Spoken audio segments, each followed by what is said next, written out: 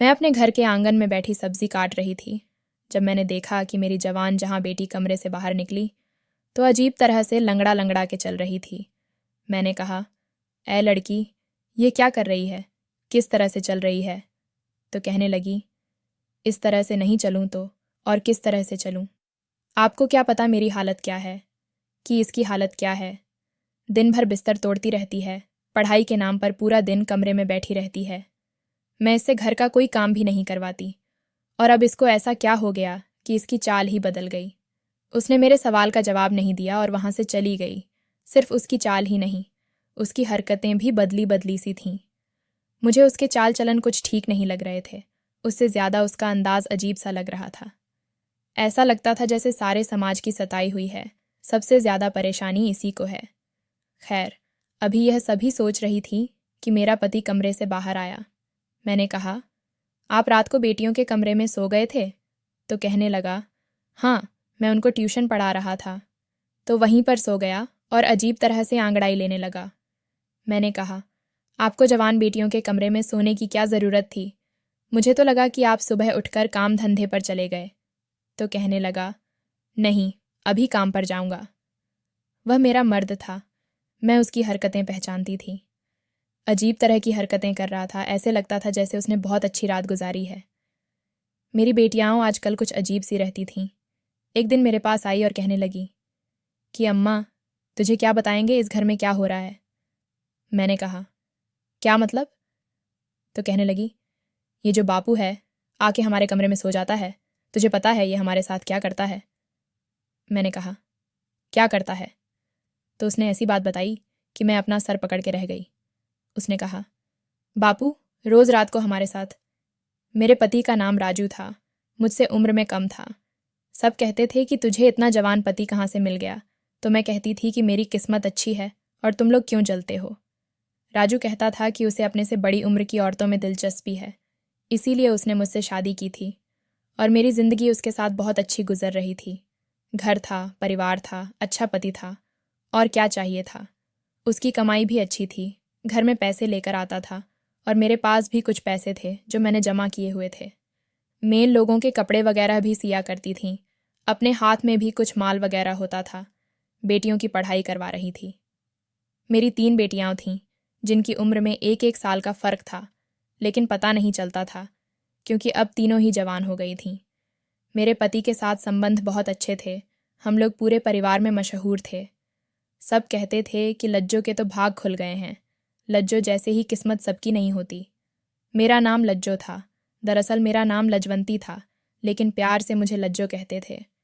मैं भी जवान और खूबसूरत थी, 3 जवान बेटियों की माँ नहीं लगती थी। मेरी बेटियाँ भी मुझ पर गई थीं और बहुत ही ज़्यादा सुंदर थीं। उनको देखकर मुझे बड़ी खुशी होती थी, इसलिए मैं चाहती थी वह ज़िंदगी में कुछ बन जाए। उनकी पढ़ाई करवा रही थी ताकि वह बड़ी अफसर बन जाए। राजू बहुत पढ़ा लिखा था, वह मेरी बेटियों को खुद ही ट्यूशन वगैरह पढ़ाया करता था, पर आजकल जो इस घर में हालत चल पड़े थे वह कुछ ज़्यादा ही अजीब थी। एक रात को राजू अचानक से उठा और कहने लगा, मैं चलता हूँ। मैंने कहा, कहाँ? तो कहने लगा, बेटियों को पढ़ाई करवाने। मैंने कहा, इस टाइम? तो उसने कहा, अरे तुझे नहीं पता, उन लोगों के टेस्ट चल रहे हैं। अब पढ़ाई में क्या दिन और क्या रात, रातों को बैठकर पढ़ाना पड़ता है, तब कहीं जाकर अच्छे नंबर आते हैं। तुझे नहीं पता आजकल बड़ा कंपटीशन हो गया है रे। मैंने कहा, अच्छा, फिर जल्दी आ जाना। तो कहने लगा, क्यों, मेरे बिना दिल न लगेगा तेरा? मैंने कहा, तेरे बिना मेरा दिल लगता है, तू ही तो मेरा सुहाग है, सब कुछ है तू मेरा। और फिर आज देख, मौसम कितना अच्छा था और तू चल दिया उन्हें पढ़ाने के लिए। उसने कहा, उनकी पढ़ाई ज़्यादा ज़रूरी है मेरी जान, तो फिक्र नहीं कर, हमारे पास तो सारे ज़िंदगी पड़ी है। कभी कभी मुझे बड़ी खुशी भी होती थी कि उसे बेटियों की बहुत फिक्र थी, वरना उसे क्या था, वह अपने सारे काम तो कर रहा था, पैसे कमा के ले आता था, मुझे भी खुश रखा हुआ था। अगर यह न भी करता तो कोई फ़र्क नहीं पड़ता, लेकिन मुझे अच्छा लगता था कि उसे हम सब की इतनी फिक्र है। एक दिन मैं बाजार में जा रही थी, जब मुझे मेरी एक सहेली मिली। उसने कहा, क्या हाल है तेरा और तेरा पति कैसा है? मैंने कहा, ठीक है, बिल्कुल, बड़ी अच्छी ज़िंदगी गुजर रही है उसके साथ खुश हूँ। यह बात सुनकर मेरी सहेली हैरान हुई और कहने लगी कि अच्छा, तेरी ज़िंदगी अच्छी गुजर रही है, पर मैंने तो कहा था कि तेरी उसके साथ ज़िंदगी कभी अच्छी नहीं गुजरेगी। मैंने कहा कि हाँ, मुझे याद है, तू तो मेरी शादी वाले दिन मुझे मंडप से उठाने के लिए आ गई थी। तूने राजू को किसी लड़की के साथ पकड़ लिया था ना। लेकिन देख, ये जो मर्द होते हैं ना, इनका शादी से पहले 100 जगह चक्कर होता है, लेकिन वह लड़की इनके लिए सबसे ज़्यादा आगे होती है जिससे ये शादी करते हैं। राजू खूबसूरत है, जवान है, उसके पीछे हज़ारों मरते होंगे, पर शादी तो उसने मुझसे की है। देख, ये जो मर्द होते हैं ना, ये ऐसे ही होते हैं। अब आप कहीं से ऐसा मर्द ढूंढ कर नहीं ला सकते जो बहुत ही अच्छा हो और उसने कभी किसी लड़की को नज़र भर के भी न देखा हो। ऐसा मर्द ढूंढने निकलेंगे ना तो कोई भी नहीं मिलेगा, थोड़ा बहुत तो सोचना पड़ता है। वह क्या कहते हैं, इंग्लिश में एडजस्ट करना पड़ता है। वह कहने लगी, हाँ, मुझे पता था कि तू बड़ी अच्छी तरह एडजस्ट कर लेगी, लेकिन यह नहीं पता था कि इतने सालों तक कर लेगी। चल, अच्छी बात है, कोई अपने घर में खुश रहे तो हमें क्या, पर तेरा पति आंखों का बड़ा कच्चा है, उसकी आंखें बड़ी मटकी हैं। मैंने कहा, अब नहीं, ऐसा होता नहीं, अब तो मैं ही मैं हूँ, सिर्फ अपनी उंगली पर लपेट लिया है। मैंने उसको हम दोनों सहेलियों ने हंसना शुरू कर दिया, वह भी हंसने लगी। उसने कहा, यह तो फिर बहुत अच्छा हुआ, अगर तूने ऐसा कर लिया है तो और क्या चाहिए। चल ठीक है, मैं चलती हूँ, घर बदल रही हूँ इसलिए बहुत मसरूफ़ हूँ। मैंने कहा, जब घर बना ले तो मुझे बताना, मैं तेरे घर तुझसे मिलने आऊँगी, साथ तेरा घर भी देख लूँगी। उसने कहा, तू आ जाना, लेकिन अपने पति को लेकर ना आना। मैंने कहा, यह क्या बात कर दी, पति को लेकर क्यों ना आऊँ। तो उसने कहा, मुझे गलत ना समझना, पर मेरी जवान बेटी है। मैंने कहा, कैसी बातें कर रही है तू इस बात पर। वह फिर से हंसने लगी और कहने लगी कि उस पर तुझे भरोसा है, मुझे नहीं है। मुझे पता था कि वो मजाक कर रही है, इसलिए मैंने उसकी बात का बुरा नहीं माना। मैं इस बात को मान गई थी कि खूबसूरत मर्द के पीछे अगर बहुत सारी लड़कियां हों तो उसमें कसूर लड़कियों का है, उसे मर्द का नहीं। अब तो ये रोज़ रोज़ होने लगा। कह मेरा मर्द राजू बेटियों के कमरे में पढ़ाई करवाने के बहाने जाता और वहाँ पर बैठ जाता। मैं उसका इंतज़ार करती रहती, जबकि वह कह कर जाता था कि मैं जल्दी आ जाऊँगा, लेकिन मैं भी पूरे दिन के काम होते थकी होती थी। तकी होती थी तो सो जाती थी। सुबह वह बेटियों के कमरे से बाहर निकलता था। मैं पूछती, कह रात भर किया करते रहे तू? तो कहता, कह पढ़ाते पढ़ाते ही नींद आ गई थी, पता ही नहीं चला कब सुबह हो गई। मैंने कहा, ऐसी भी कौन सी नींद। तो कहता, कह तुम्हें तो पता है, मैं जवान आदमी हूँ, मुझे तो ऐसी ही नींद आती। मैंने कहा, क्या और मैं क्या बुरी हूँ? तो कहने लगा, नहीं नहीं, तुम तो मुझसे भी ज़्यादा जवान हो। मेरा मर्द बातें बहुत अच्छी अच्छी करता था, यही वजह थी कि मैं उसके सामने कुछ बोल नहीं पाती थी। मैंने अपनी बेटी रिमला को लंगड़ा लंगड़ा के चलते देखा था, यह कोई आम बात नहीं थी। आखिर क्या मसला था? जब मैंने उससे पूछा तो उसने मुझे कहने लगी, कोई बात नहीं है। कहने लगी, कोई भी बात नहीं है, मैं बिल्कुल ठीक हूँ, और ठीक तरह से चलने की कोशिश करने लगी। मैंने कहा, अब मैंने तुझे देखा तो तू इस तरह से चल रही थी, और अब तो कह रही है कि मैं ठीक हूँ, क्या मसला है तुझे? तो कहने लगी, कोई मसला नहीं है, मुझसे नज़र नहीं मिला रही थी, शायद कोई बात थी जो वह छुपा रही थी। एक दिन मेरी तीनों बेटियां मेरे पास आकर बैठ गईं और कहने लगीं, है अम्मा, हमने कभी ख्याल नहीं किया, लेकिन आपने हमारे लिए बहुत कुर्बानी दी है, हमें आपसे बहुत लगाव है, आप अब हमें बहुत अच्छे लगते हैं। मैंने उनको प्यार किया और कहा, क्या हो गया आज? वह तो नहीं है वो क्या कहते हैं माँ का दिन। तुम लोग आज सारी मेरे पास आकर बैठ गई हो तो कहने लगे कि नहीं, बस हमें एहसास हो गया है कि आप बहुत अच्छी इंसान हैं। आपने हमेशा अपने बारे में नहीं बल्कि हमारे बारे में सोचा है। मैंने कहा, कोई बड़ी बात नहीं, मन तो ऐसी ही होती है, और मुझे तो हमेशा से ही मन बनने का शौक था। तुम लोगों को आज क्या हो गया? थोड़ी देर बाद में देख के हैरान रह गई कि वह तीनों ही रोने लगीं, लेकिन जैसे ही राजू वहां पर आया और उसने उन तीनों को देखा तो वह फौरन अपने आंसू साफ करने लगे।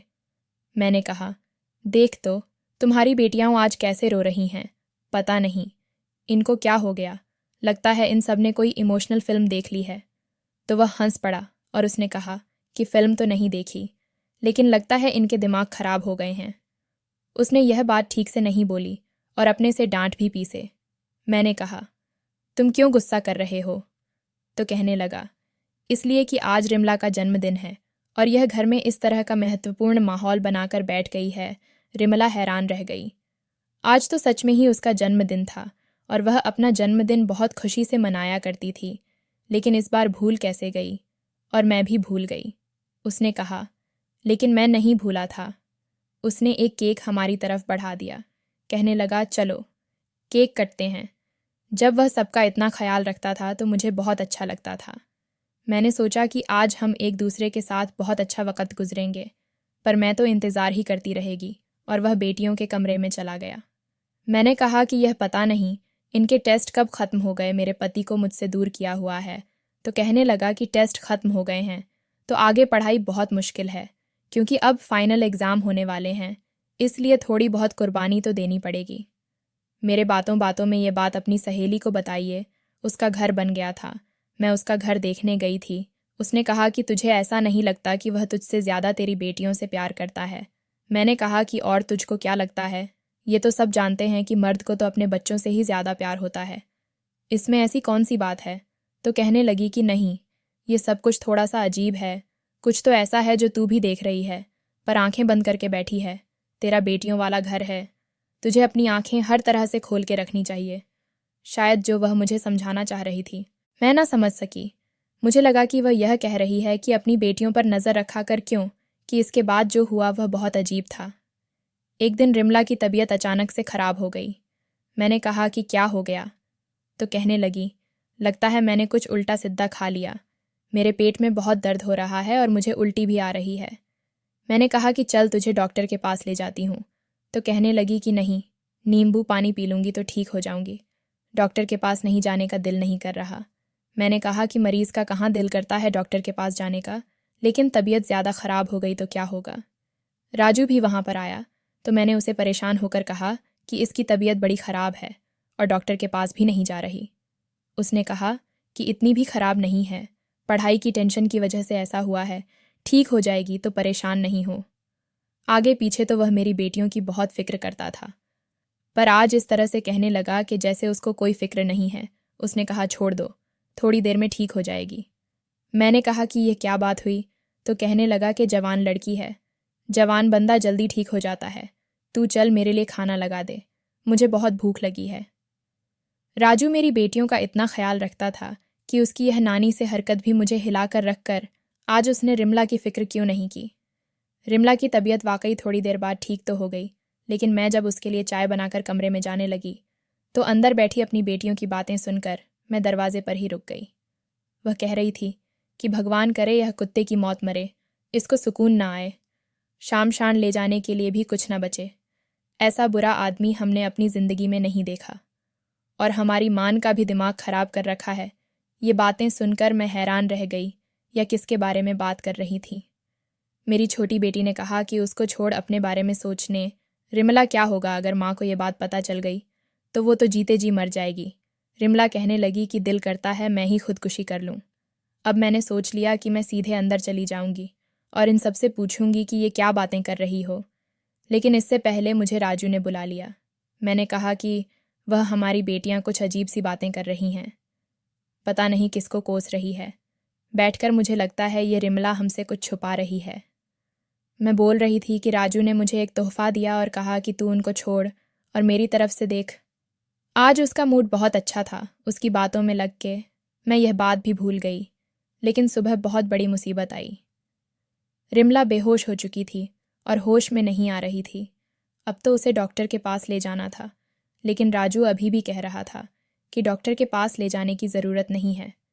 मैंने कहा कि ऐसे कैसे, मेरी बेटी को होश नहीं आ रहा। मजबूरी में उसे डॉक्टर के पास ले गए तो डॉक्टर ने एक टेस्ट किया और उसके बाद घर भेज दिया।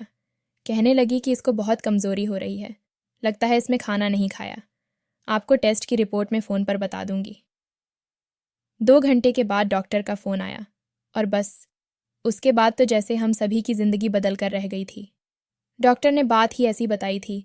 जब मैंने यह बात सुनी तो मैंने फ़ोन रखा और रिमला के कमरे में कदम रखा और कहा कि इस दिन के लिए तुझे पढ़ाया लिखाया था, तुझे आज़ादी दी थी कि तू ये सब कुछ करे। बाकी सभी मुझे हैरान होकर देखने लगीं, लेकिन रिमला जानती थी कि मैं क्या बात कर रही थी, इसीलिए उसने सिर झुका लिया था, क्योंकि मुझे डॉक्टर ने बताया था कि आपकी बेटी माँ बनने वाली है और उसने अपने बच्चे को ख़त्म करने के लिए कोई गोली खाई है, जिसकी वजह से उसकी हालत ख़राब हुई है, लेकिन बच्चा सही सलामत है और उसे कुछ नहीं हुआ है। रिमला ने रोना शुरू कर दिया। मैंने कहा कि बता, ये सब कुछ किसने किया है? तो उसने कहा कि सब बताती हूँ, और मुझे मेरे कमरे में ले गई। वहाँ से जाकर उसने मुझे अकेले में अलग ही कहानी सुनाई और कहा कि यह सब मेरी गलती है, मेरी वजह से हुआ है।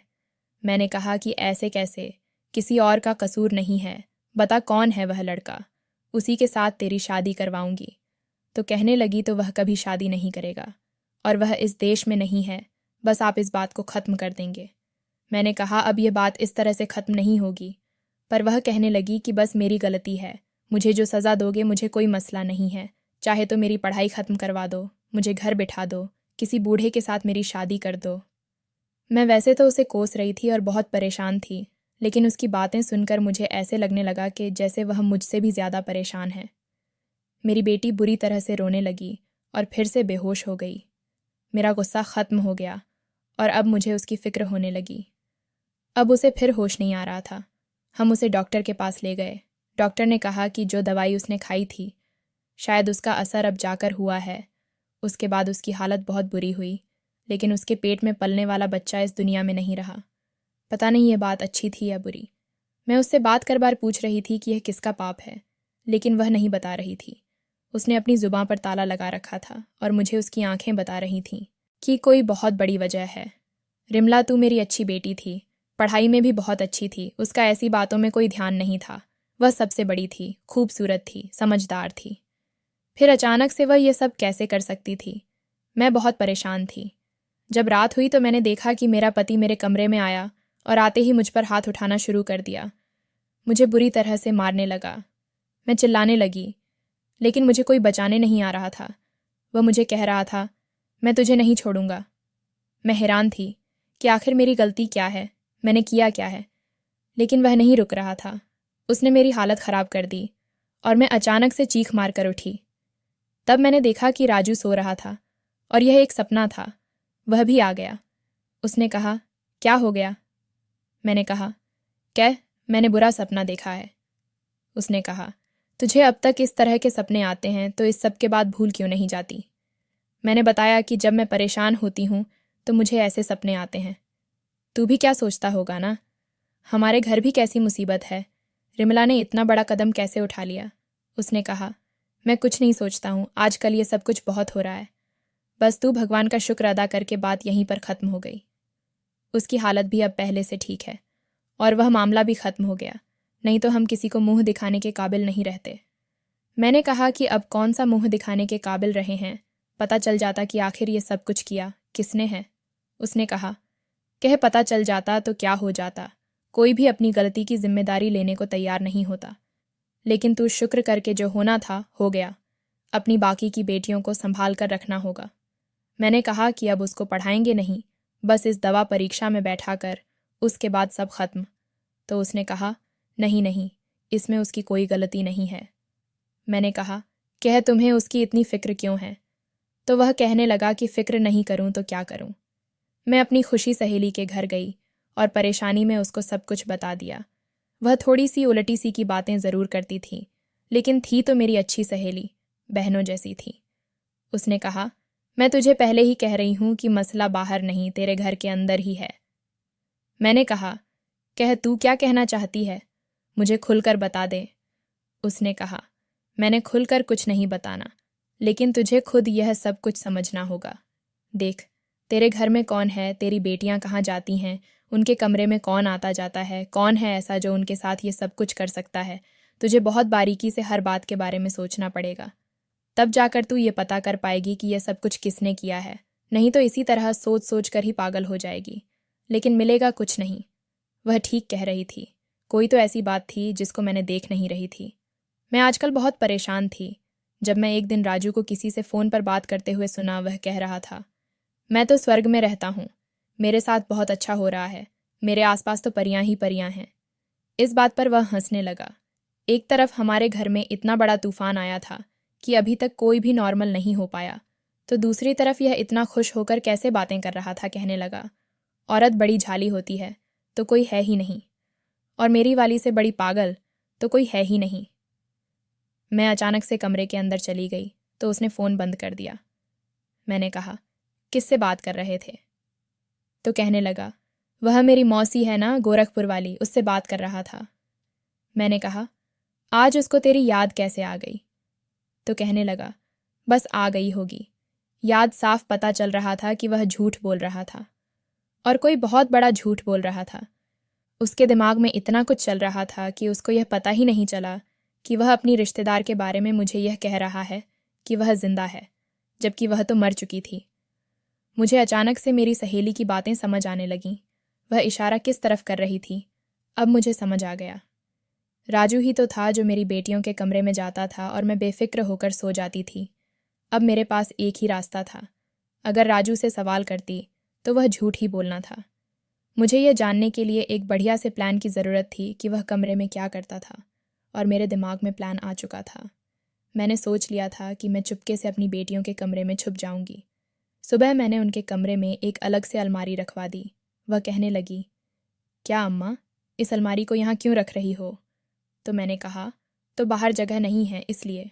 मेरा इरादा उसी के पीछे छुपने का था, क्योंकि अगर मैं उसके पीछे छुपी होती तो किसी को पता न चलता कि मैं वहाँ पर खड़ी हूँ। शाम हुई तो मैंने आज उसे कहा कि मैं अपनी सहेली के घर जा रही हूँ। उसके घर में जागरता है, माता रानी की पूजा है, रात वहीं पर गुजरूंगी। उसने कहा, हाँ चली जाओ, अच्छा है, तुम्हें भी अच्छा लगेगा। मैंने कहा, हाँ बड़ी परेशान हूँ, इसलिए जा रही हूँ। मैं चाहती थी कि वह यह सोचे कि मैं घर पर नहीं हूँ, ताकि वह बेफिक्र हो जाए और जो भी करना चाहता है खुलकर करे। जबकि मैं शाम होते ही अलमारी के पीछे छुप गई। मेरी बेटियों ने खाना खाया और वह कमरे में ही बैठे थीं। जैसी ही रात हुई तो कुछ ऐसा हुआ कि मैं हैरान रह गई। राजू कमरे में दाखिल हुआ। इसमें ऐसी कोई बात नहीं थी। वह इस समय उन्हें पढ़ाया करता था, पर उसने आते ही कहा, बस करो ये पढ़ाई और काम पर लोगों। मैंने कहा, यही क्या कह रहा है कि पढ़ाई बस करो, ये तो इनको आता ही पढ़ाने के लिए था। उसके बाद उसने मेरी छोटी बेटी को कहा, आज तेरी बारी है फिर। वहाँ वो सब होने लगा, जो देखकर मुझे ऐसा लगा कि मेरे घर को नर्क बना दिया है और मेरी बेटियां इसके हाथों में इस्तेमाल हो रही थीं। वह मेरी बेटियों के साथ बहुत बुरा कर रहा था और मेरे ही घर में मेरी ही नाक के नीचे कर रहा था, और मैं यह सोचती थी कि उन्हें पढ़ाता है। मैंने अपने फ़ोन से उसकी वीडियो बना ली, क्योंकि यह ज़रूरी था। थोड़ी देर बाद वह वहाँ से चला गया और मेरी बेटियां बैठकर रोने लगीं। इसका मतलब वो बच्चा जो रिमला की कूंख में था, वो भी मेरे पति का था। आज मुझे वो दिन याद आ गया जब मैंने राजू से शादी करने का निर्णय लिया था और सबने मुझे रोका था, मना किया था, कह ऐसा न कर। मेरा पहले पति इस दुनिया से चला गया था। वह बहुत निर्दयी इंसान था, रोज़ मुझ पर हाथ उठाता था, बिना वजह ही मुझे मारने लगता था। कहता था, तू लड़कियां पैदा करती जा रही है और मुझे बेटा चाहिए। उसने मुझे एक दिन भी खुश नहीं रखा और मेरा जीवन बर्बाद कर दिया। ये तीनों बेटियां उसकी ही थीं। उसके देहांत के बाद मेरी ज़िंदगी में राजू आया, जवान और कम उम्र का लड़का जिसे मुझसे पागलों जैसी मोहब्बत थी। पर आज समझ आया कि उसको मुझसे कोई मोहब्बत नहीं थी। वह तो किसी और काम से आया था। उसे तो एक तीर से 4 शिकार करने थे, एक में और मेरी 3 जवान बेटियां। मैं फूट फूट कर रोने लगी। मुझे सब लोगों ने रोका था। सब ने कहा था, लाजो तू पागल हो गई है, स्वार्थी बन गई है, सिर्फ अपने बारे में सोच रही है, अपनी बेटियों के बारे में नहीं सोच रही। मैंने कहा, लेकिन क्यों ना सोचूं अपने बारे में? मेरे पहले पति ने मुझे बहुत तंग किया, मुझे इंसान नहीं समझा। क्या मेरे सीने में दिल नहीं है कि मेरी इच्छा ही नहीं है अगर मैं उससे शादी करना चाहती हूँ? तो तुम सबको क्या है? और शादी के बाद राजू ने हमेशा मेरी बेटियों को अपनी बेटी समझा था, लेकिन यह सब कुछ एक नाटक था। वैसे तो उनका बहुत ख्याल रखता था। मैं तो भूल ही गई थी उनका बाप नहीं है। इतना ख्याल तो उनके अपने बाप नहीं रखा था, लेकिन उसने यह साबित कर दिया कि सौतेला बाप कभी अपने बाप की जगह नहीं ले सकता। मेरा कसूर यही था कि मैंने उस पर बहुत ज़्यादा भरोसा किया था। मुझे ऐसा नहीं करना चाहिए था। इसलिए कहते हैं, सब कुछ कभी एक जैसा नहीं रहता। मुझे सोचना चाहिए था, गलती मेरी थी। वह वहाँ से चला गया और मैं अपनी बेटियों के सामने आ गई। मुझे देखकर वह हैरान रह गई और उनको पता चल गया कि मैं सब कुछ जानती हूँ। मैंने कहा कि तुम सब ने मुझे बताया क्यों नहीं? बताई तो सही। उन्होंने रोते हुए कहा, वो कहता था कि तूने अपनी मान को सब कुछ बताया तो मैं तुम्हारी मान को जान से मार दूंगा, उसे ख़त्म कर दूंगा। हम ऐसा नहीं चाहते थे क्योंकि आपके अलावा हमारा कोई था ही कौन, इसलिए हम डर गए। उसने हमें कहा था कि मैं तुम्हारी मान को बहुत आसानी से ख़त्म कर सकता हूँ, और वह ऐसा कर भी सकता था। फिर रिमला के साथ जो कुछ हुआ उसका जिम्मेदार भी यही है, और यह बहुत वक़्त से हो रहा है। मैंने कहा कि तुम लोगों को मुझे बताना चाहिए था। तुम्हारा अपना बाप जैसा भी था, लेकिन डरपोक नहीं था। बहादुर आदमी था। तुम्हारे अंदर उसी का खून है। मेरी बेटियां बहुत रो रही थीं, पर मैंने उनको कहा कि बस, अब सब खत्म हो गया। अब मैं तुम सबका बदला लूँगी। तुम फिक्र नहीं करो। उसने कहा कि आप क्या करोगी? मैंने कहा कि मैंने सोच लिया है कि मैं क्या करना है। तुम लोग अपना सारा सामान लो, अपने स्कूल जाओ, जाने की तैयारी करो, क्योंकि हम यह शहर हमेशा के लिए छोड़कर जाने वाले हैं। 1 हफ्ता है तुम लोगों के पास अपनी तैयारी करो, पर किसी को बताना नहीं। मुझे मेरी बेटियों ने कहा कि शहर छोड़ने से क्या होगा। मैंने कहा कि ये हमें तलाश कर लेगा, बस तुम लोगों को जो कहा है वह करो। मैंने कहा था ठीक है। मैंने जो वीडियो बनाई थी वह मेरे पास सबूत था। मैंने पुलिस स्टेशन में जाकर रिपोर्ट करवानी थी और साथ उनको वीडियो भी देनी थी। उसके बाद पुलिस वालों ने उसे ज़रूर पकड़ लेना था। मैं शहर छोड़ने की तैयारी कर ली और अपनी बेटियों को भी समझा दिया कि क्या करना है और कैसे करना है। राजू को पता भी नहीं था उसके साथ क्या होने वाला था। वह बिल्कुल अज्ञान था। हम सब एक दूसरे के साथ थे। मैं बहुत तरह से सब कुछ कर रही थी क्योंकि अब हम गलती नहीं कर सकते थे। पहले ही मुझसे बहुत गलती हुई थी। मेरी दोस्त जानती थी राजू एक बुरा इंसान था। जब हमारे फेरे होने लगे थे तो उसने मुझे बताया था कि अभी भी तेरे पास वक़्त है, पर एक वक़्त में पागल हो चुकी थी क्योंकि मुझे कभी मोहब्बत मिली ही नहीं थी। इसलिए जब इसने मुझे कहा था कि मुझको हमेशा खुश रखेगा तो मैंने यकीन कर लिया, क्योंकि मुझसे बहुत मोहब्बत करता है। मेरी बेटियों को अपनी बेटियां समझेगा। वह शुरू शुरू में ऐसा ही था। अभी हमारी शादी को 7 साल हुए थे मुझ पर समाज ने उंगली उठाई थी। कहा था कि इसको अपनी बेटियों का ख्याल नहीं है। बुढ़ापे में शादी कर रही है, बूढ़ी हो गई है, लेकिन शादी कर रही। मैंने किसी की बात नहीं सुनी थी और मैं अपने आप को सही समझती थी, लेकिन मुझे लोगों की बातें सुननी चाहिए थी। हम समाज में रहते हैं तो हमको इसकी बातें भी सुननी पड़ती हैं। मैंने जाने का इंतज़ाम कर लिया और पुलिस वालों को सारे सबूत दे दिए। जैसे ही हम अपने मोहल्ले की गली से निकल रहे थे, पुलिस की गाड़ी हमारे घर की तरफ जा रही थी और राजू घर में अकेला था। पुलिस से बच भी जाता तो उसके लिए यही सज़ा काफ़ी थी कि मैंने उसको हमेशा के लिए छोड़ दिया था।